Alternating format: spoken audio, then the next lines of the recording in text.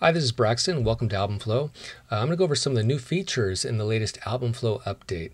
So let's go into InDesign, and we're going to create a new album here. So just like always, you enter the base width and height of your spread. Now what's changed is you now enter the safety edge first, followed by the trim or the bleed, and then based on those two numbers, it'll actually suggest a margin. In this case, it's greater than or equal to 0.4 inches. Now, you might have accidentally put in the wrong number. You can change these around, and as you can see, it all updates in real time. So it's really a cool feature that helps you stay right in with the specifications of your album company, still get an expected result in your final album. Now I'm going to go ahead and for this example use a more roomy margin of 0.7 inches, and we'll click OK. Now you might not be familiar with InDesign, might be new to it, so I'm going to go ahead and kind of spell these out a little bit close up. We'll go zoom in on this upper left hand corner here, and the red line is the outer edge of the spread. Between the red and the black is the bleed. That's the part that will be trimmed off. And what a script set is doing is adding in these cyan guides showing the safety edge. And then I have the magenta or the purple guides showing my margin. And by the way, that's the true margin between the black and the purple guides here. That's the margin I'll have after the trim. Let me go ahead and open up a document here just to give you a little more detail about this. Okay, here's a spread set up with the roomy margin. As you can see, it's in here, and I'm going to go ahead and zoom in to the upper left-hand corner again. And you'll notice this red line, again, that's the outer edge of the spread. Between the red and the black, this pink area, that's the part that'll be trimmed off. That's your bleed. And then we have the cyan guide showing the safety edge. And if I wanted to, I could have had the image go all the way up to that safety edge, in which that would be the minimum margin. In fact, let's go ahead and zoom out here, and I'll go ahead and put in another image showing what the minimum margin would be. So that would be the minimum margin, and I used a more roomy margin here of 0.7 inches. So a real cool thing about InDesign is by pressing W, I can simulate the bleed, get a real clean look of the spread, and get a feel for that margin that I'm going to have. And again, this is the minimum margin, and I'll toggle this off and show you. That's the margin I chose with a little more breathing room there. So that's pretty it. That's a great feature just to keep you on target with your album company. Next, I'm going to actually get rid of these safety edges here. Okay, the next feature is we've actually doubled the functionality of make grid and set spacing. And now you can have independent vertical and horizontal spacing. When making a grid, we'll call those gutters, so independent row gutter and column gutter sizes. Let's go ahead and make a grid of, say, 4 across and 3 down. And go ahead and stick with what we have here, the 0.3 for the row gutter and 0.1 for the column gutter. Click OK. And you can see the difference there.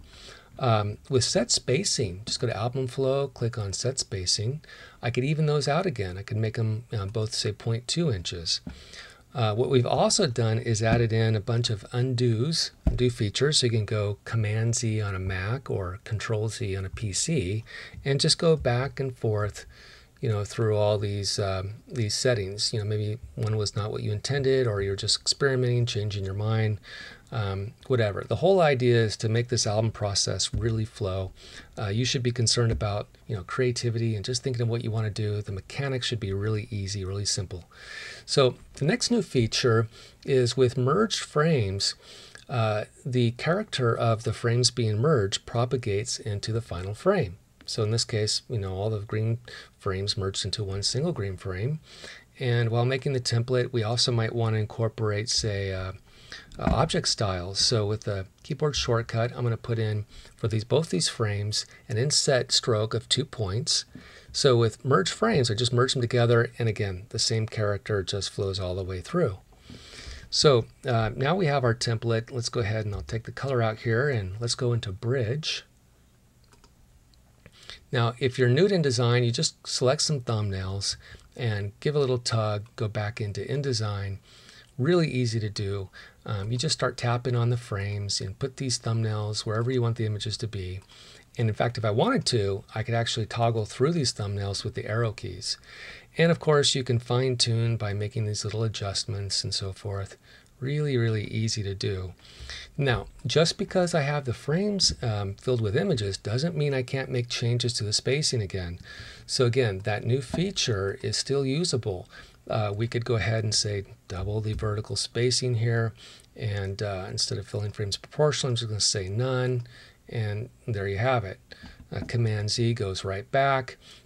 Even further, I can fine tune this in a way. Maybe I change my mind completely, and I want, in this case, say even spacing, but by squeezing these frames together, I've disrupted that even spacing. You can see the spacing vertically and horizontally is no longer equal. Not a problem with the keyboard shortcut. I just go to set spacing, and in this case I'm going to go none for fitting options. Click OK, and everything's straightened out for me. And I also want to bring this back over within that margin too. And by the way, another feature of this of InDesign, if you're new to InDesign, is again this bleed, the simulation of bleed. You see this image here, it's actually centered on the page as if after the trim it was already done. So when the album's trimmed, you have a nice even margin all the way around. So the next feature we did is added text to the template function of Add to Library. As you know, with Add to Library, I just select the images and I click on Add to Library. It counts the images, delineates between horizontal, vertical, and square, and whether they're on a page or a spread. Just click OK and it flows right in. Next, what we added was the ability to do text. So you might be making brochures or even in albums, and for example, we'll write Groom here. Make this a little larger so you can see it. So not like I'm actually do this in the design, but I'm just showing you as an example. I'll go ahead and select everything, go to AlbumFlow, Add to Library, and you'll notice it has the same image count, and that's because the text is independent of the images you'll be putting into frames. So there we go. There's our template. In fact, let's go ahead and go down to an empty spread. I'll right-click, place, and still maintains all the precision of InDesign. InDesign's a very precise program. What goes into those templates comes right out, yet it maintains that flexibility for change. So not only can I change that text, I can delete it. Let's go ahead and add some color so we can follow along. Again, maybe I want to merge these. I want to change spacing. Whatever I feel like doing. I now, by the way, have another template. I just go to AlbumFlow and Add to Library, and as you can see, just in this discussion alone, we've got several templates already. So you'll find yourself getting a whole bunch of these, and adding text, that new feature, is just going to enable you to move faster and quicker and have a lot more fun designing albums. So all these features, the setting up the album, showing you what your minimum margin, that's going to help you fall right into line with what your album company wants you to do, so you get an expected result with that final product.